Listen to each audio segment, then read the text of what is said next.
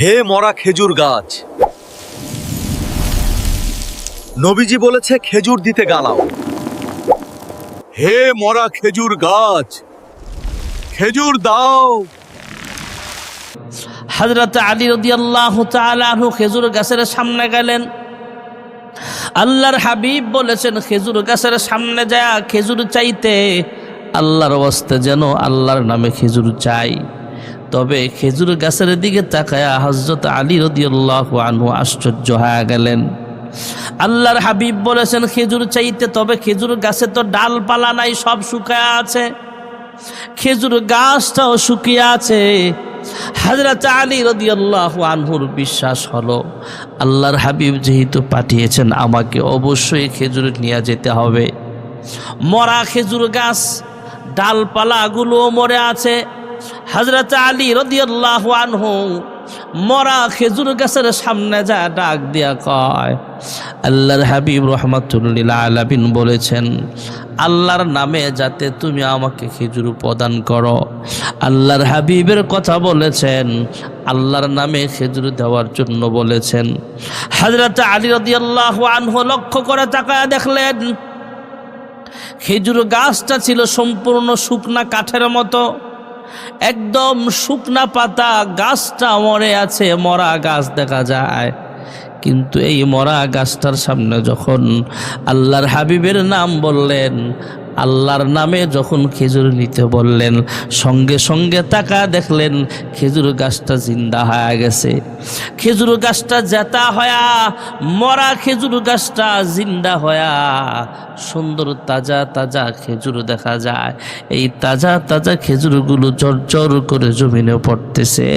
হযরত আলী রাদিয়াল্লাহু আনহু তাকায়া দেখলেন আল্লাহর হুকুমে খেজুর গাছটা জিন্দা হয়া আমাকে খেজুর প্রদান করেছে। জোরে কোন সুবহানাল্লাহ। আল্লাহর রাস্তায় দান করলে আল্লাহ রাব্বুল আলামিন আমাদেরকে বরকত দিবেন। ভাইয়ারা আমার, গুলাহ বিন উসাইদ ডাক দিয়া কয়, হে আবু বকর তুমি তো হালাক হয়ে গেলা। কয় কিভাবে? কয় দেখো তুমি ছিলা আমার মতো একজন ব্যবসায়িক, আমি আর তুমি ছিলাম একসাথে ব্যবসা বাণিজ্য করতাম। আমার যেমন অনেক কোটি কোটি টাকার বিজনেস, তোমারও ছিল কোটি কোটি টাকার বিজনেস, হাজার হাজার লক্ষ লক্ষ টাকার বিজনেস ছিল আমার তোমার। আজকে তুমি মুহাম্মদের ধর্ম গ্রহণ করেছ, মুহাম্মদের কথা শুনেছ, তাই তুমি হালাক হয়ে গেছে। এখন তোমার অল্প পুঁজি আছে, সেই সামানাগুলো তুমি বিক্রি করে দিলে, আমরা কিনে নিলাম। গুলাহ বিন উসাইদ ডাক দেয়া কয়, হে আবু বকর তুমি তো হালাক হয়ে গেছো, তোমার সম্পদ কমিয়া গেছে। হযরত আবু বকর ডাক দেয়া কয়, আমার কিচ্ছু লাগবে না, আমি আল্লাহর হাবিবকে পাইছি, আল্লাহকে পাইছি, আমি সব পেয়েছি। জোরে কোন সুবহানাল্লাহ। হযরত আবু বকর সিদ্দিক রাদিয়াল্লাহু তাআলা আনহু পরবর্তীতে আল্লাহর হাবিবের কাছে গেলেন। গুলাহ বিন উসাইদ সহ কাফেররা কি ডিসাইজ করেছে, ঠাট্টা বিদ্রুপ করেছে, এই ব্যাপারে আল্লাহর হাবিবকে শোনালেন। আল্লাহর হাবিব মন খারাপ, কাফেররা এইভাবে আবু বকরকে কি ডিসাইজ করলো, ঠাট্টা করলো। আবু বকর সব কথা বলে দিয়েছেন, ইয়া রাসূলুল্লাহ, ইয়া হাবিবাল্লাহ, আমি কামিয়াব, আমি আল্লাহকে পেয়েছি, রাসূলকে পেয়েছি। আমি তাদেরকে বলে দিয়েছি আমার সম্পদের দরকার নাই, কারণ আমি আমার জানের চাইতে আল্লাহ এবং তার রাসূলকে আমি বেশি ভালোবাসি। জোরে কোন সুবহানাল্লাহ। দুই সাথীকে পাশে নিয়ে হায় ঘুমিয়ে আছেন নিঝুম নিরালায়, সাড়া দাও রাসূলুল্লাহ রওজা পাকের কিনারে। হযরত আবু বকর সিদ্দিক রাদিয়াল্লাহু তাআলা আনহু আল্লাহর হাবিবকে কথাগুলো শোনালেন। আল্লাহ রাব্বুল আলামিন কোরআনুল কারীমের ছোট্ট একটা সূরা দিয়া জিব্রাইল আমিনকে পাঠায়া দিলেন। হযরত জিব্রাইল আমিন আল্লাহর হাবিবের কাছে সূরাতুল আসর নিয়ে নাজির হয়ে গেলেন। ওয়াল আসরি ইন্নাল ইনসানা লাফি খুসর ইল্লাল্লাযীনা আমানু ওয়া আমিলুস সালিহাতি ওয়া তাওয়াসাউ বিল হাক্কি ওয়া তাওয়াসাউ বিস সাবর।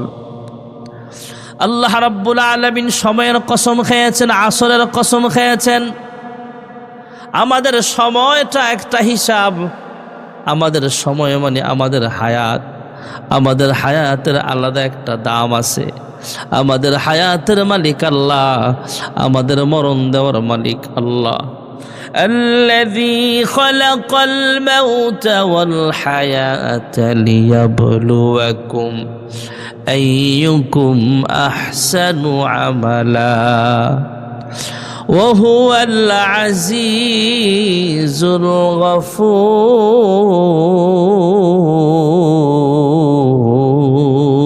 الغفور। আল্লাহ রাব্বুল আলামিন হায়াতের মালিক। আমাদের প্রত্যেকটা সেকেন্ড হলো সময়, আমাদের প্রত্যেকটা মিনিট হলো সময়, আমাদের লাইফ, আমাদের সময়ের মূল্য আছে ভাইয়ারা আমার। আল্লাহর একজন ওলি ছিলেন, যখন তিনি টয়লেটে যেতেন, যতক্ষণ টয়লেটের ভিতরে থাকতেন ততক্ষণ তিনি বাথরুমের ভিতরটা তিনি পরিষ্কার করতেন। বদনা বা লোটা যেটা ছিল সেটা পরিষ্কার করতেন। আল্লাহর এক গোলাম ছিলেন, তিনি বাথরুম থেকে বের হলেন, টয়লেটের জরুরত ছাইরা যখন বের হলেন, খাদেম লক্ষ্য করে তাকায় দেখলেন আল্লাহর ওলির জিহ্বার আগা দিয়ে রক্ত বের হচ্ছে। খাদেম জিজ্ঞেস করলেন, হে আল্লাহর ওলি, হে শায়েখ, হে উস্তাদ, আপনি তো বাথরুমে গেলেন, টয়লেটে গেলেন, টয়লেট থেকে বের হলেন, তবে টয়লেট থেকে বের হওয়ার পরে আপনার জিহ্বায় রক্ত দেখা যায়, জিহ্বাটা কাটা কেন? খাদেম প্রশ্ন করলেন। আল্লাহর ওলি জবাব দিলেন, হ্যাঁ খাদেম শোনো, আমার জিহ্বাটা লড়ায়া লড়ায়া 24টা ঘন্টা মালিকের জিকির করি। সুবহানাল্লাহ, আলহামদুলিল্লাহ, লা ইলাহা ইল্লাল্লাহ, কুল হুয়াল্লাহু আহাদ, আল্লাহুস সামাদ, লাম ইয়ালিদ ওয়া লাম ইউলাদ ওয়া লাম ইয়াকুল লাহু কুফুয়ান আহাদ। আমি 24টা ঘন্টা আল্লাহর ইবাদত করি, জিহ্বাটা লড়ায়া লড়ায়া সব সময় আল্লাহ পাকের জিকিরে মশগুল রাখি নিজেকে। সব সময় আল্লাহর নামের জিকির করার বরকতে এই জিহ্বাটা এমন হয়ে গেছে, সারাক্ষণ শুধু আল্লাহর জিকির করতে চায়, জিকির করতে চায়। টয়লেটের ভিতরেও আমার জিহ্বাটা লড়ায়া লড়ায়া জিকির করতে মনটা চায়, কিন্তু বাথরুমের ভিতরে বৈশা জিকির করা যাবে না। তাই আমি জিহ্বাটা টাইনা ধইরা রাখি। আমার মনকে বলে, হ্যাঁ মন, এখন জিকির করা যাবে না, কিন্তু জিহ্বাটাকে মানাইতে পারি না, জিহ্বা শুধু লড়ে। আল্লাহ আল্লাহ বলে জিকির করতে চায়, অভ্যাস হয়ে গেছে, তাই জিহ্বাটা লড়তেই থাকে, লড়তেই থাকে। আমি জিহ্বাটাকে আটকাবার জন্য দুই পাশের দাঁত দিয়া চাপ দিয়া দইরা রাখছি। জোরে চাপ দিয়া দইরা রাখার কারণে আমার জিহ্বাকে এটা রক্ত বের হচ্ছে। যেরকম সুবহানাল্লাহ। আল্লাহর ওলিরা আল্লাহর জিকির করে সময় কাটাতেন। আমরা তো গান বাদ্য শুই না, অনেকে সময় কাটায়, অনেকে গুনাহের কাজে সময় লিপ্ত হয়ে সময় কাটায়। কিন্তু আল্লাহর গোলাম যারা, সময়ের দাম যারা বুঝেন, এরা সব সময় আল্লাহর নামের জিকির করতে থাকেন। কারণ মুসলমান ইমানদারদের জবানের দাম আল্লাহর কাছে অনেক বেশি। আমরা যখন একবার সুবহানাল্লাহ বলি, তখন আসমান এবং জমিনের ফাঁকা জায়গা নেক দিয়ে আল্লাহ ভরপুর করিয়া দেয়। আমরা যখন জিকির করি আল্লাহু আকবার, আল্লাহ রাব্বুল আলামিনের একটা প্রশংসা হলো আল্লাহ সবচেয়ে বড়। আল্লাহ সবচেয়ে বড় বলি আল্লাহ আমাদের সম্মান বাড়ায় দেয়, আমাদেরকে সম্মানের দিক থেকে বড় বানায় দেয়। আমরা যখন জিব্বা লড়ায় লড়ায় বলি লা ইলাহা ইল্লাল্লাহ, আসমান জমিন এবং তার ভিতরে যা কিছু আছে সব কিছুর চাইতেও লা ইলাহা ইল্লাল্লাহর দাম আমার মালিকের কাছে সব চাইতে দামি হয়ে যায়। আমরা যখন আল্লাহর জিকির করি আলহামদুলিল্লাহ, তখনও আল্লাহ খুশি হয়ে যায়।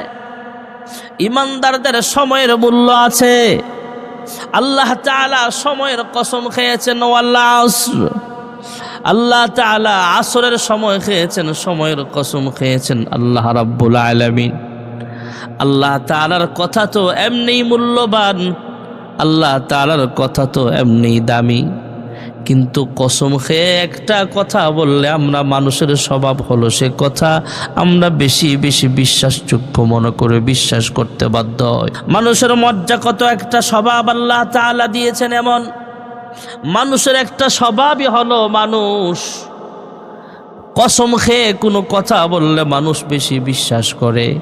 তাই মানুষের মেজাজ অনুযায়ী আল্লাহ তাআলা ওয়াল আসরি দিয়া সময়ের কসম খেয়ে আল্লাহ বুঝিয়েছেন, মানুষ নেক কাজ করুক আর গুনাহের কাজ করুক সময়ের ভিতরেই তো করা লাগবে। ওয়াল আসর, সময়ের কসম, ইন্নাল ইনসানা লাফি খুসর। আল্লাহ রাব্বুল আলামিন সময়ের কসম খেয়ে বলেন সমস্ত মানুষ ক্ষতিগ্রস্ত। ইন্নাল ইনসানা লাফি খুসর।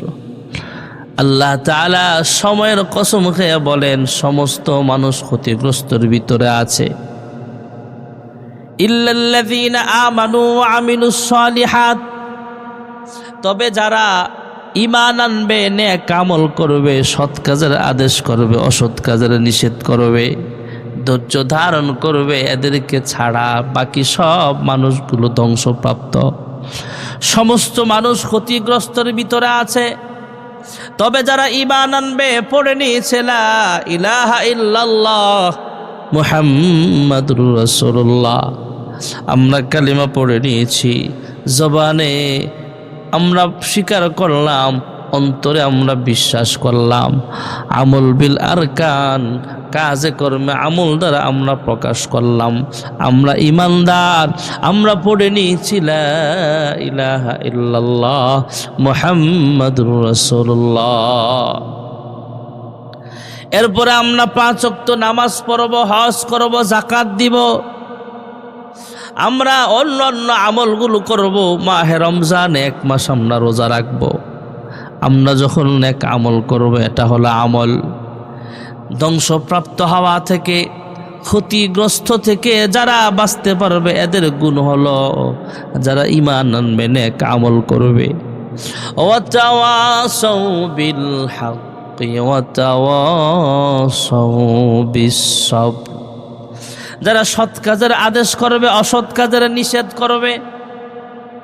সৎ কাজের আদেশ, অসৎ কাজের নিষেধ করতে গেলে বিপদের সম্মুখীন হওয়া লাগতে পারে। যখন বিপদ চলে আসবে তখন ধৈর্য ধারণ করবে। ওয়া তাওয়াসাউ বিস সাবর। আল্লাহ তাআলা সূরাতুল আসরের ভিতরে 4টা গুণ দিয়া দিলেন। ঈমান আনবে, নেক আমল করবে এবং সৎ কাজের আদেশ, অসৎ কাজের নিষেধ করবে। এমন কাজ করতে যায় যারা বিপদের সম্মুখীন হবে তখন ধৈর্য ধারণ করবে, আল্লাহ তাআলা তাকে বিপদ থেকে বাঁচায়া দিবে। এই 4টা গুণ যারা অর্জন করবে এরা ক্ষতিগ্রস্ত নয়। যারা এই 4 গুণওয়ালা মানুষ এরা ক্ষতিগ্রস্ত নয়।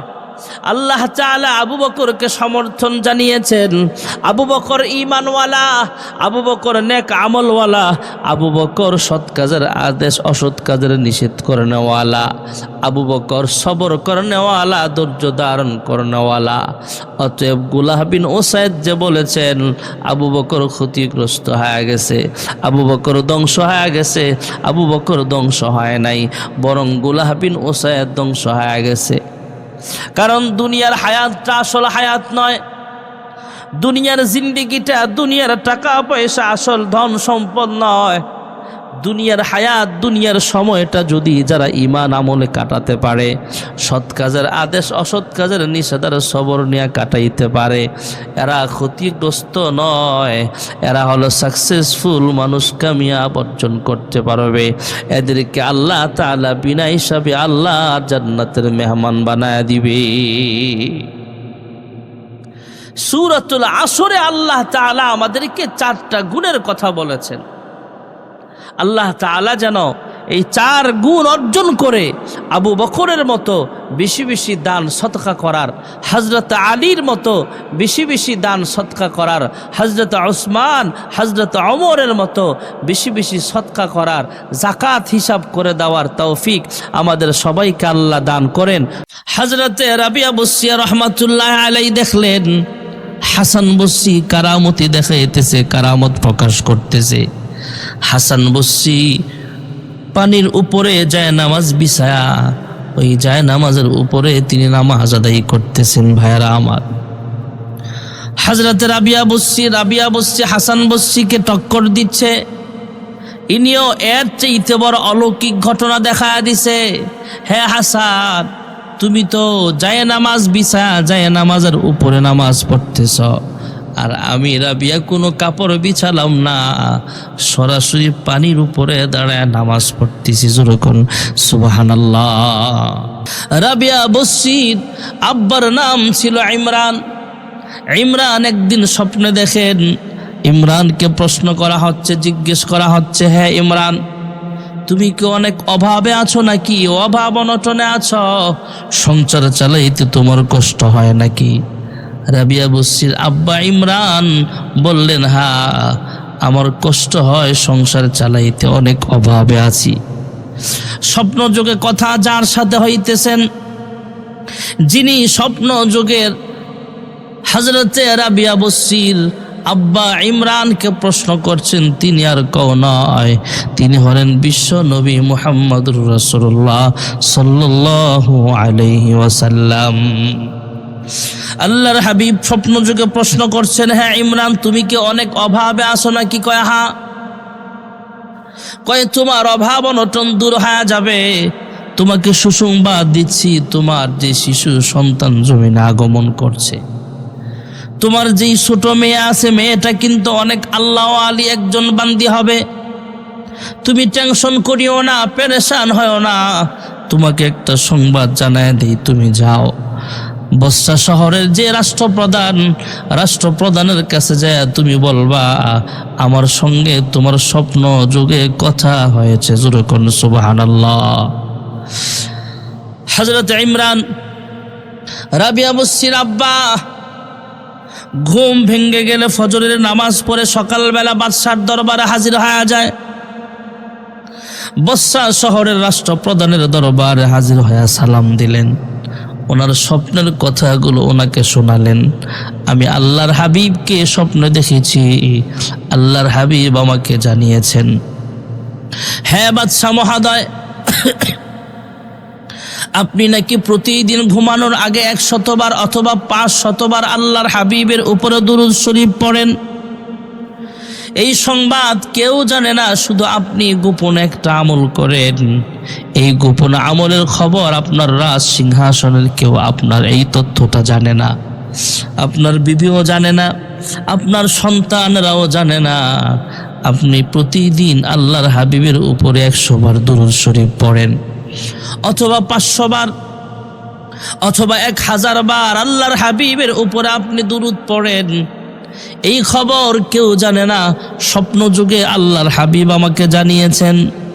আপনি এই পর্যন্ত যতদিন রাত্রের বেলায় আল্লাহর হাবিবের উপরে দুরূদ শরীফ পাঠ করেছেন, প্রতিদিনের দুরূদের হাদিয়াগুলা আপনার নাম ঠিকানা সহ আল্লাহর হাবিবের দরবারে পৌঁছানো হয়েছে। যেরকম সুবহানাল্লাহ। বাদশা ইমরানের সাথে কথা বলে আশ্চর্য হয়ে গেল, কি ব্যাপার?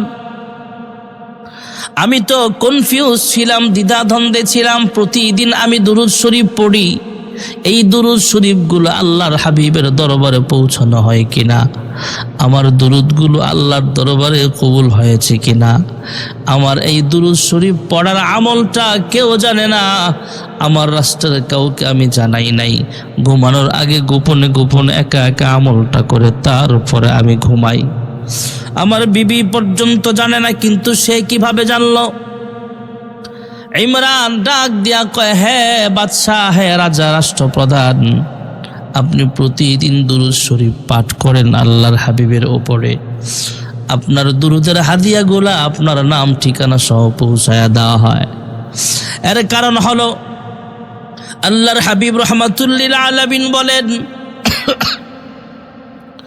আমার রওজা ছাড়ের সামনে আইসা যদি কেউ সালাম দেয়, আমি নিজের কান মোবারক দ্বারা শুনতে পাই আল্লাহর হাবিবের জিব্বা লড়ায়া লড়ায়া, ঠোঁট দুইটা লড়ায়া লড়ায়া উম্মতের সালামের জবাব দেয় এবং আমাদের জন্য মাগফিরাতের দোয়া করে। যুরকুন সুবহানাল্লাহ। এই জন্যই তো বলা হয় আল্লাহর হাবিবের রওজা ছাড়ের দাম।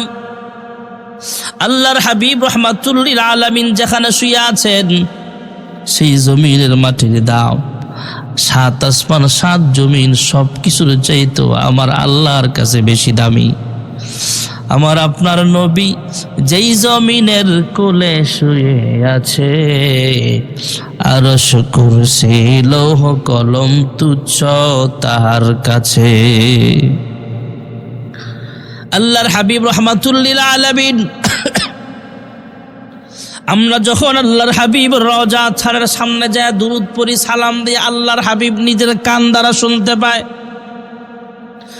আর এখানে বৈশা যখন আমরা দুরুদ শরীফ পড়ি, পৃথিবীর যেই প্রান্ত থেকে হোক না কেন, আমরা যখন আল্লাহর হাবিবের উপরে দুরুদ শরীফ পাঠ করি, এই দুরুদের হাদিয়া আমার নাম, আমার ঠিকানা সহ, ডিটেলস সহ, পরিচয়পত্র সহ আল্লাহর হাবিবের রওজা ছাড়ে আমাদের দুরুদের হাদিয়াগুলো পৌঁছায়া দেওয়া হয়। এই জন্য আমরা বেশি বেশি দুরুদ শরীফ পড়ব। এখনো আল্লাহর অনেক বান্দা বান্দি পৃথিবীতে আছে দৈনিক 100 বার দুরুদ শরীফ পড়ে। এখনো আল্লাহর অনেক বান্দা এমন আছে যারা 1000 বার দুরুদ শরীফ প্রতিদিন পড়ে, 500 বার পড়ে, 200 বার পড়ে, 300 বার পড়ে। প্রতিদিন কন্টিনিউ আমল সে বানায় নিয়েছে আল্লাহর হাবিবের উপরে দুরুদ শরীফ পড়া। সাল্লাল্লাহু আলাইহি ওয়াসাল্লাম, সাল্লাল্লাহু আলাইহি ওয়াসাল্লাম, সাল্লাল্লাহু আলাইহি ওয়াসাল্লাম। সংক্ষিপ্ত দুরুদ শরীফ ভাইয়ারা আমার, আল্লাহর হাবিব বলেন, মান সাল্লা আলাইয়া সাল্লাল্লাহু আলাইহি আশরা, যেই ব্যক্তি একবার দুরুদ শরীফ আমার উপরে পড়বে, আল্লাহ তাআলা তার উপরে 10টা রহমত নাজিল করিয়া দিবে। আল্লাহ তাআলা তার 10টা গুনাহ মাফ করিয়া দিবে, 10টা গুনাহের জায়গায় নেক দিয়া ভরপুর করিয়া দিবে। আল্লাহ তাআলা জান্নাতে তার মাকাম 10 মর্তবা আমার আল্লাহ বাড়ায়া দিবে।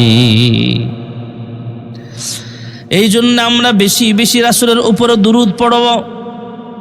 সবচাইতে দামি দুরুদ, সবচাইতে বড় দুরুদ হলো নামাজের ভিতরে আমরা যেটা পড়ি, আল্লাহুম্মা সাল্লি আলা মুহাম্মাদিন ওয়া আলা আলি মুহাম্মাদ কামা সাল্লাইতা আলা ইব্রাহিম ওয়া আলা আলি ইব্রাহিম ইন্নাকা হামিদুম মাজিদ। اللهم بارك على محمد وعلى آل محمد كما باركت على إبراهيم وعلى آل إبراهيم إنك حميد مجيد। সবচাইতে দামি দুরুদ, বড় দুরুদ হলো দুরুদ ইব্রাহিম, নামাজের ভিতরে যেটা স্থান পেয়েছে ভাইয়ারা আমার। আর সবচাইতে সংক্ষিপ্ত দুরুদ হলো সাল্লাল্লাহু আলাইহি ওয়াসাল্লাম, সাল্লাল্লাহু আলাইহি ওয়াসাল্লাম, সাল্লাল্লাহু আলাইহি ওয়াসাল্লাম, সাল্লাল্লাহু আলাইহি ওয়াসাল্লাম। আমরা এই দুরুদটা বেশি বেশি আমল করতে পারি ভাইয়ারা আমার। আল্লাহর ওলি রাবিয়া বসরির আব্বা ইমরান বাদশাহকে সম্বোধন করে বলেন, হ্যাঁ বাদশাহ মহোদয়, আপনি প্রতিদিন দুরূদ শরীফ পড়েন, আপনার দুরুদের হাদিয়া আপনার নাম ঠিকানা সহ আল্লাহর হাবিবের রওজা ছাড়ে পৌঁছে দেওয়া হয়। আজকে স্বপ্ন যুগে দেখলাম আল্লাহর হাবিব আমাকে জানিয়েছেন, হ্যাঁ ইমরান, বৎসার বাদশাহকে জানায় দাও গত রাত্রে কেন আমার উপরে দুরূদ শরীফ সে পড়ছে না, গত রাত্রে কেন সে দুরূদ শরীফ পড়ে নাই, গত রাতে দুরুদের আমল না করে সে ঘুমাইছে, এর কাফারা হিসাবে তোমাকে 400 দিরহাম অথবা 500 দিরহাম হাদিয়া দিতে হবে। ইমরান জানায়া দিলেন, আল্লাহর হাবিব স্বপ্ন যুগে আমাকে বলেছেন আপনাকে বলার জন্য। হ্যাঁ বাদশাহ মহোদয়, প্রতিদিন আল্লাহর হাবিবের উপর আপনি দুরূদ শরীফ পাঠ করেন, গত রাতে কেন পড়েন নাই, এর কাজা কাফারা হিসাবে আপনি আমাকে 500 দিরহাম হাদিয়া দিতে হবে। আর আল্লাহর রাস্তায় আপনি সদকা করেন বেশি বেশি। বাদশাহ মহোদয় ইমরানের কথাগুলো শুই না ওনাকে 400 বা 500 দিরহাম হাদিয়া দিলেন, পাশাপাশি 10,000 দিনার খরচ কইরা গরিব মিসকিনকে তিনি খাওয়ায়া দিলেন। জোরে কোন সুবহানাল্লাহ। হযরত রাবিয়া বসরিয়ার আব্বাজান হযরত ইমরান বসরার বাদশাহকে ডাক দেয়া বলে, হ্যাঁ বাদশাহ মহোদয়, আপনি প্রতিদিন আল্লাহর হাবিবের উপরে দুরূদ শরীফ পাঠ করেন। আল্লাহর হাবিব স্বপ্ন যোগে আমাকে জানিয়েছেন গত রাত্রে আপনি দুরূদ শরীফের আমল না করেই নাকি আপনি ঘুমায়া গেছেন, গত রাত্রে যে আপনি দুরূদ শরীফ পড়েন নাই, এর কাফারা হিসাবে আমাকে 400 বা 500 দিরহাম হাদিয়া দিতে হবে। হযরতে ইমরান ডাক দিয়া যখন বললেন, হ্যাঁ বাদশাহ মহোদয় আমাকে হাদিয়া দেন, বাদশাহ আশ্চর্য হয়ে গেলেন। আমি গোপন একটা আমল করি, আমার বিবি জানে না, সন্তান জানে না, কেউ জানে না। যেহেতু রাবিয়া বসরির আব্বা ইমরান এই সংবাদ আমাকে পৌঁছিয়েছেন, অবশ্যই তার কথা সত্য। আল্লাহর হাবিব তাকে অবশ্যই স্বপ্নে জানিয়েছেন, তিনি অবশ্যই 500 দিরহাম পাওনা 400 বা 500 দিরহাম তাকে হাদিয়া দিয়া দিলেন। উনি খুশিতে হাজার হাজার টাকা সদকা করলেন। এরপরে আল্লাহর দরবারে শুকরিয়া আদায় করলেন, আমি প্রতিদিন আল্লাহর হাবিবের উপর দুরূদ শরীফ পাঠ করি, এই দুরুদের হাদিয়া আল্লাহর হাবিবের দরবারে পৌঁছানো হয়। জোরে কোন সুবহানাল্লাহ। হযরত রাবিয়া বসরি রহমাতুল্লাহ আলাইহি বড় মাপের একজন আল্লাহ ওয়ালি বান্দি ছিলেন। ভাইয়ারা আমার, হযরত রাবিয়া উনি আল্লাহর রাস্তায় বেশি বেশি দান করতেন, সদকা করতেন। তিনি যখন বড় হলেন, হযরতে রাবিয়া বসরি ঘরের ভিতরে খাবার নাই, মাত্র 2টা রুটি আছে। হঠাৎ করে সকালবেলা 2জন ভিক্ষুক দরজার সামনে সালাম দেয়, সালাম দিয়ে ডাক দিয়া কয়, আল্লাহর ওয়াস্তে আমাকে আপনি ভিক্ষা দেন, আমি ভিক্ষুক, কয়েকদিন পর্যন্ত খাবার নাই, ঘরে কে আছেন? যদি ঘরে কোনো খাবার থাকে আমাকে আল্লাহর ওয়াস্তে খাবার দেন, ভিক্ষা দেন। হযরতে রাবিয়া বসরি চিন্তা করলেন, আমার চাইতে বেশি ক্ষুধার্ত এই ভিক্ষুক, আমি তো গতকালকেও খাবার খেয়েছি, আর এই ভিক্ষুক নাকি কয়েকদিন পর্যন্ত খাবার খায় নাই। অতএব আমি খাবারগুলো দিয়া দেই, রুটি 2টা দিয়া দেই। রুটি 2টা আল্লাহর ওয়াস্তে, 2টা রুটি ভিক্ষুককে তিনি দিয়া দিলেন। ভিক্ষুক চলিয়া গেল।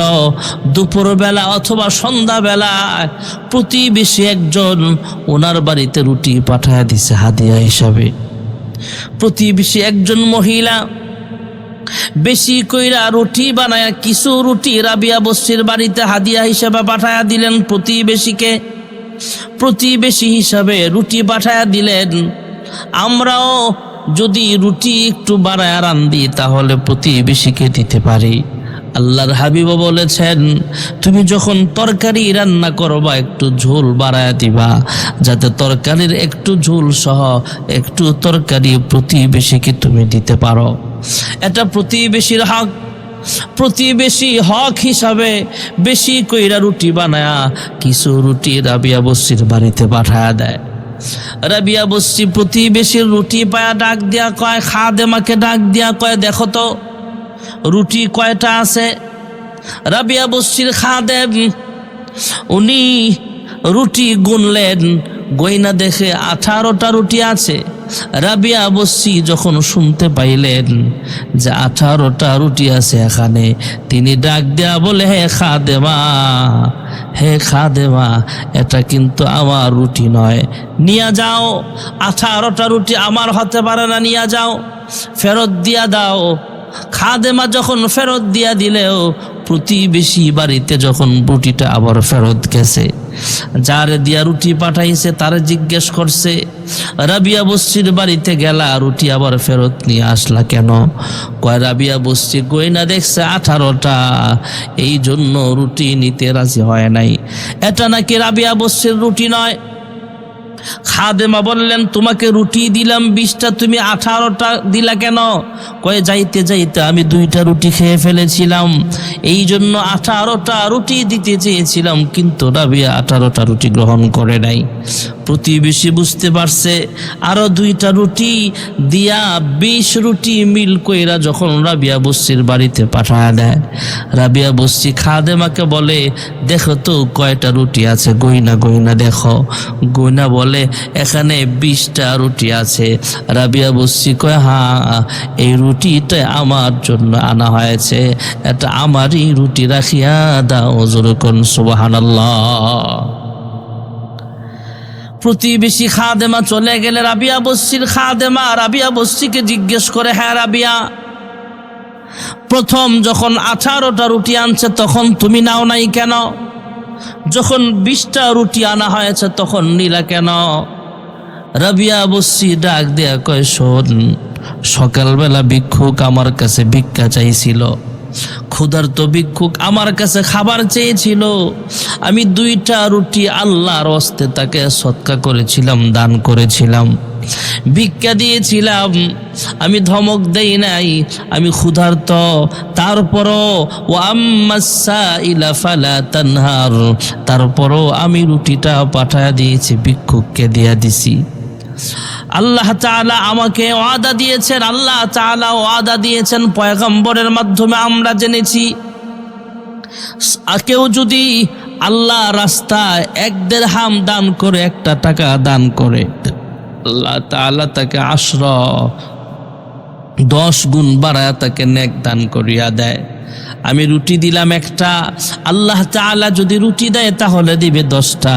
আমি আল্লাহর রাস্তায় দিলাম 2টা রুটি, আল্লাহর পক্ষ থেকে যদি আমার কাছে রুটি আয়েশে থাকে তাহলে রুটি হবে 20টা রুটি। 20টা রুটি আসবে, 18টা রুটি হতে পারে না। 18টা রুটি যেহেতু আসছে তাহলে এটা আমার নয়। আর 20টা যখন বলেছে তখন বুঝতে পারলাম আমি 2টা রুটি আল্লাহর ওয়াস্তে ভিক্ষুককে দান করলাম। আল্লাহ তাআলা প্রতিবেশীর মাধ্যমে আল্লাহ তাআলা আমার ঘরে 20টা রুটি পাঠায়া দিছে। অবশ্যই আল্লাহর রাস্তায় 1টা দান করলে আল্লাহ 10 গুণ বাড়ায় দেয়। যেরকম সুবহানাল্লাহ। হযরত রাবিয়া বসরি রহমাতুল্লাহ আলাইহি হযরত হাসান বসরি রহমাতুল্লাহ আলাইহিকে দেখতেছেন। হাসান বসরি পানির উপরে যায় নামাজ বিছায়া তিনি নামাজ আদায় করতেছেন। রাবিয়া বসরি ডাক দিয়া কয়, হে হাসান বসরি, পানির উপরে যায় নামাজ বিছায়া নামাজ পড়লেই তো আল্লাহর ওলি বড় হয় না। আল্লাহর ওলি তোমার কারামতি দেখাইতে গেলে তুমি বড় হয়ে যাবা না। কারামতি দেখাইতে পারলে ওলি হয় না। যারা নাকি পয়গম্বরদের মাধ্যমে কোনো কারামতি, কোনো অলৌকিক ঘটনা প্রকাশ পাইলে সেটা হবে মুআজিজা। কোনো খাস আল্লাহওয়ালার পক্ষ থেকে কোনো ঘটনা, অলৌকিক ঘটনা প্রকাশ পাইলে সেটা হবে কারামত। আর ভণ্ড মাজার পূজারী, জোট্টা শাহ, ফান্ডব শাহ, এই সমস্ত ভণ্ড তান্ত্রিকদের কাছ থেকে কোনো অলৌকিক ঘটনা প্রকাশ পাইলে সেটা হবে ভণ্ডামি ছাড়া কিছু নয়। সেটা হবে ভণ্ডামি। ভাইয়ারা আমার, আর খাস আল্লাহওয়ালাদের পক্ষ থেকে কোনো প্রকাশ পাইলে সেটা হবে কারামত। হযরতে রাবিয়া বসরিয়া রহমাতুল্লাহ আলাইহি দেখলেন হাসান বসরি কারামতি দেখাইতেছে, কারামত প্রকাশ করতেছে। হাসান বসরি পানির উপরে যায় নামাজ বিছায়া, ওই যায় নামাজের উপরে তিনি নামাজ আদায় করতেছেন। ভাইয়ারা আমার, হযরতে রাবিয়া বসরি হাসান বসরিকে টক্কর দিচ্ছে। ইনিও এর চেয়ে বড় অলৌকিক ঘটনা দেখা দিছে। হে হাসান, তুমি তো যায় নামাজ বিছায়া যায় নামাজের উপরে নামাজ পড়তেছ, আর আমি রাবিয়া কোনো কাপড় বিছালাম না, সরাসরি পানির উপরে দাঁড়ায় নামাজ পড়তেছি। যেরকম সুবহানাল্লাহ। হযরত রাবিয়া বসরিয়া রহমাতুল্লাহ আলাইহি বড় মাপের আল্লাহ ওয়ালি ছিলেন। ভাইয়ারা আমার, যেই কথা বলতেছিলাম, ওনাকে দাফন করা হয়েছে, কবরে ফিরিস্তারা ওনার সাথে কেমন আচরণ করেছেন, পরবর্তীতে আরেকজন আল্লাহওয়ালা ওনাকে স্বপ্নে দেখেছেন। ফিরিস্তারা প্রশ্ন করেছিলেন, হে রাবিয়া তোমার রবকে? উল্টা রাবিয়া বসরি প্রশ্ন করলেন, হে ফিরিস্তারা রে তোমাদের রবকে? ফিরিস্তারা জবাব দিলেন, আমাদের রব হয়েছেন একমাত্র আমাদের আল্লাহ। রাবিয়া বসরি আবার কবরে ফেরেশতাদেরকে প্রশ্ন করলেন, হ্যাঁ ফিরিস্তারা, তোমাদের রব যে আল্লাহ, কত দূর থেকে তোমরা কবরে আসলা? আসমান থেকে দুনিয়ার জমিনে মাটির নিচে আইসা তোমাকে প্রশ্ন করলাম। কত দূর থেকে তোমরা এখানে এসেছো আমাকে প্রশ্ন করার জন্য? রাবিয়া প্রশ্ন করলো, ফিরিস্তারা জবাব দেয়, আসমান থেকে আসছি। কয় এত দূর থেকে আইসা কি তোমাদের রবকে তোমরা ভুলে যাও নাই? কয় আমরা আমাদের রবকে কখনো ভুলি না। লা ইয়াসুনাল্লাহা মা আমারহুম ওয়া ইয়াফআলুনা মা ইউমারুন। ফিরিস্তারা কখনো আল্লাহ তাআলার নাফরমানি করে না। আমরা ফিরিস্তারা কখনো রবকে ভুলে যাই না। আমরা দূর থেকে আইসাও আমাদের রবকে আমরা ভুলে যাই নাই। রাবিয়া বসরিয়া ডাক দিয়া কয়, হে ফিরিস্তারা, তোমরা আসমান থেকে এখন পর্যন্ত আইসাও তোমাদের রবকে তোমরা ভুলে যাও নাই। কিভাবে বুঝলা? আমি রাবিয়া জমিন থেকে মাত্র 3.5 হাত মাটির নিচে আইসা বুঝি আমার রবকে ভুলে গিয়েছি। আমি আমার রবকে ভুলি নাই, আমার রব হয়েছেন আমার আল্লাহ। যেরকম সুবহানাল্লাহ। ফিরিস্তারা প্রথম প্রশ্ন করবেন, মার রাব্বুকা? নামাজি বান্দা বান্দির জবান থেকে বের হয়ে যাবে, হা আমার রব আমার আল্লাহ। নামাজের ভিতরে মহান রব্বুল আলামিন আমাদেরকে রব কথাটা বারবার শিক্ষা দিয়েছেন। আমরা যখন তাকবীরে তাহরিমা বলে নামাজ আরম্ভ করিয়া দেই, নামাজের ভিতরে আমরা তেলাওয়াত করি আলহামদুলিল্লাহি রাব্বিল আলামিন। ফিরিস্তারা প্রশ্ন করবেন, মার রাব্বুকা? তোমার রবকে? নামাজের ভিতরে আমরা রবের আলোচনা করি। সূরাতুল ফাতিহার সঙ্গে আর একটা সূরা মিলাইলাম। সূরা মিলাইবার পরে যখন আমরা রুকুতে যাই, 3 বার 5 বার বা 7 বার বলা সুন্নাত। সুবহান রাব্বিয়াল আযীম, সুবহান রাব্বিয়াল আযীম, সুবহান রাব্বিয়াল আযীম। রুকু হতে সোজা হয়ে দাঁড়ায়ও বলি রব্বানা লাকাল হামদ, এখানেও রবের আলোচনা। আল্লাহু আকবার বলে সাজদায় গেলাম, 3 বার 5 বার বা 7 বার বলা সুন্নাত। সুবহান রাব্বিয়াল আলা, সুবহান রাব্বিয়াল আলা, সুবহান রাব্বিয়াল আলা, 3 বার 5 বার বা 7 বার বলা সুন্নাত। বারবার রবের আলোচনা। ফজরের নামাজের 2 রাকাত ফরজ, জোহরের নামাজের 4 রাকাত ফরজ, আসরের নামাজের 4 রাকাত ফরজ, মাগরিবের 3 রাকাত ফরজ, এশারের নামাজের 4 রাকাত ফরজ। এই ফরজ নামাজ ছাড়াও তো আগে পরে সুন্নত আছে, বিতির আছে, নফল নামাজও তো আমরা পড়ি। প্রত্যেক নামাজেই প্রত্যেক রাকাতেই দাঁড়ায় রবের আলোচনা। রুকুতে যাও রবের আলোচনা, সাজদায় যাও রবের আলোচনা, রুকু হতে সোজা হয়ে দাঁড়ায় রবের আলোচনা। বারবার বারবার রব রব জিকির করার বরকতে আল্লাহর হাবিব বলেন, নামাজি বান্দা বান্দিকে যখন ফেরেশতারা প্রশ্ন করবেন তোমার রবকে, সঙ্গে সঙ্গে আল্লাহ তারা জবান দিয়ে বের করে দিবে, তোমার রব হয়েছে আমার আল্লাহ। আল্লাহ তাআলা ফেরেশতাদের প্রশ্নের জবাবগুলো সহজ করে দিবেন। আল্লাহ তাআলা আমাদের জবান দিয়ে বের করে দিবেন, আমার রব হয়েছেন আল্লাহ। নামাজি বান্দা বান্দির 3 নম্বরের পুরস্কার হলো হাসরের কঠিন ময়দানে ডান হাতে আমলনামা প্রদান করা হবে। যার ডান হাতে আমলনামা দেওয়া হবে সে কিন্তু সাকসেসফুল মানুষ হয়ে যাবে, সে কিন্তু একজন জান্নাতি মানুষ হয়ে যাবে। কোরআনুল কারীমে আল্লাহ রাব্বুল আলামিন বলেন, ফাআম্মা মান উতিয়া কিতাবাহু বিয়ামিনিহি ফায়াকুলু হাউমুকরাউ কিতাবিয়া إني ظننت أني ملاق حسابيه فهو في عيشة راضية في جنة عالية। জান্নাতি মানুষ ডান হাতে আমলনামা প্রদান করা হবে। আল্লাহর হাবিব বলেন, তোমরা যদি 5 ওয়াক্ত নামাজ ঠিকমতো আদায় করো, তোমার 3 নম্বরের পুরস্কার হবে হাসরের মাঠে ডান হাতে আমলনামা প্রদান করা হবে। 4 নম্বরের পুরস্কার হলো ফুলসিরাত, 30,000 বৎসরের রাস্তা। ভাইয়েরা আমার, উঠার সময় 10,000 বৎসর সমান সমান 10,000 বৎসর, নাম্বার সময় 10,000 বৎসরের রাস্তা। এই 30,000 বৎসরের রাস্তা কেউ কেউ আস্তে আস্তে বৃদ্ধ মানুষের মতো পার হবে, কেউ কেউ যুবক মানুষের মতো পার হবে, কেউ বিমানের গতিতে পার হবে, কেউ রকেটের গতিতে পার হবে, কেউ আবার আলোর গতিতে পার হবে। যারা 5 ওয়াক্ত নামাজ সময় মতো আদায় করবা, আল্লাহর হাবিব বলেন তোমার 4 নম্বরের পুরস্কার হলো ফুলসিরাত, 30,000 বৎসরের রাস্তা চোখের পলকে মুহূর্তের মধ্যে আমার আল্লাহ তোমাকে পার করায় দিবে। তাহলে 5 ওয়াক্ত নামাজ পড়লে আল্লাহ 5টা পুরস্কার রাখছেন।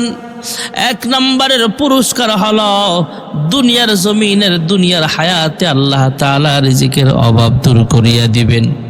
2 নম্বরের পুরস্কার হলো কবরে ফেরেশতাদের প্রশ্নের জবাব আল্লাহ সহজ করে দিবেন।